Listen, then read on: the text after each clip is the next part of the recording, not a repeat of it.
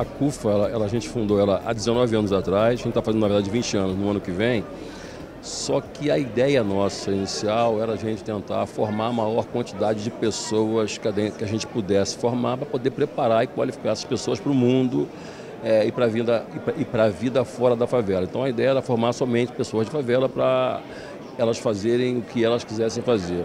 O tempo foi passando e a gente começou a perceber, na verdade, que os cursos de empreendedorismo eram os cursos que as pessoas mais procuravam. E a gente então começou a focar um pouco mais nessa área e ao mesmo tempo a gente também entendia que era legal, era importante fazer atividades sociais, mas se as pessoas não tivessem dinheiro para poder ir buscar emprego na atividade que tinham escolhido para poder se formar, a gente não tinha muito avanço. Então, a partir de 5 anos para cá, a gente começa então a desenvolver ações de empreendedorismo de fato, que era uma maneira que a gente tinha de fortalecer a CUFA, uma vez que hoje ela está em 412 cidades, ela está em 17 países, está nos 27 estados brasileiros. Então, como é que você fomentava as ações da CUFA e como é que a gente dava, na verdade, vazão para o que ela estava fazendo? Então, a gente resolveu então montar uma empresa que era de distribuição para distribuir produtos dos nossos parceiros. Começamos com a P&G, com a Procter & Gamble, por exemplo, que foi a primeira ação efetiva. E a partir dali aquilo deu muito certo e passamos então a buscar outros parceiros que a gente tinha para poder fazer algum tipo de trabalho com eles. Então a gente começou a montar uma empresa de distribuição, que chama-se a Favela Logística, né, F-Log, e depois montamos empresas de pesquisa, de marketing e aí por diante. Então a gente acabou montando hoje 21 empresas e compramos uma empresa ontem, que é a Prajá, que é uma empresa de produtos prestes a vencer. Bom, esse conglomerado, né, tem um nome que é a Favela Holding. Como você acabou de mencionar, eram 21 empresas, agora tem mais uma. E quais são os planos para 2018? Vocês devem investir mais? O que vocês estão esperando para o próximo ano? A gente sabe que existe uma crise no país, embora está diminuindo nesse momento, mas a favela ela não viu essa crise de maneira tão intensa quanto o asfalto viu. Para você ter uma ideia, nós temos uma empresa de passagem aérea, por exemplo, onde a gente bateu todos os recordes de venda de passagem de 5 anos para cá. Nós nunca vendemos menos passagem do que no mês anterior. Então a gente não viu crise nessa área. Quando o mercado aéreo cresceu 5%, nós crescemos 70%.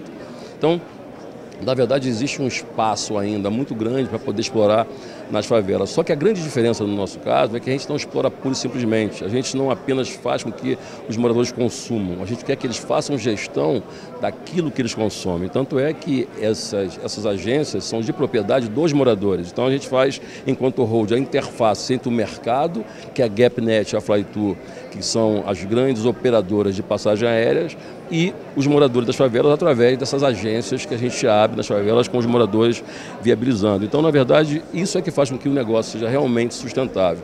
E os outros negócios também estão crescendo. A gente na verdade, a gente vem sendo uma grande interface entre o mercado e esses territórios, onde a gente, seja na área de shopping center, seja na área de marketing, de pesquisa, na área de entretenimento, a gente tem desenvolvido uma série de ações, mas sempre tendo o morador da favela como o protagonista. A gente entende que na medida em que eles se tornam os patrões deles mesmos, é que realmente isso funciona. Você tem uma pesquisa agora do Instituto Locomotiva, do Renato Meirelles, que está dizendo que para 2018 23% da população do asfalto deseja empreender.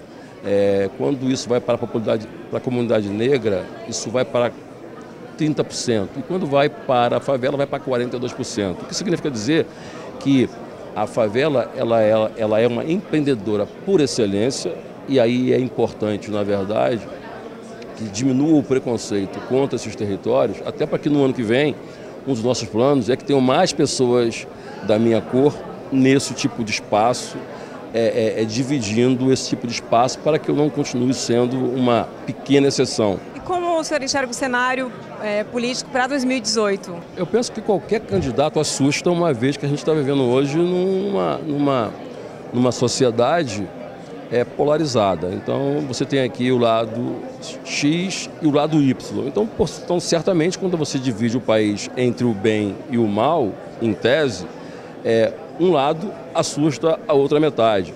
E o que a gente deveria ter, na verdade, era uma união, um grande pacto positivo para que a gente não ficasse lutando contra aquele que vai ser eleito, que alguém vai ser eleito. Se a gente continuar lutando para que aquele que foi eleito não governem, a gente só vai, na verdade, continuar oxigenando a ingovernabilidade. Nosso maior problema na política, na verdade, o caos que se instalou a partir da corrupção que hoje ninguém mais esconde. Quer dizer, a gente sabia que existia um grau de corrupção grande no país, mas ninguém conseguia ver o que estava por trás dessa cortina. E hoje essa cortina caiu, está todo mundo vendo, então tem corrupção em todas as esferas da política. E seja qual for o quadro, seja qual for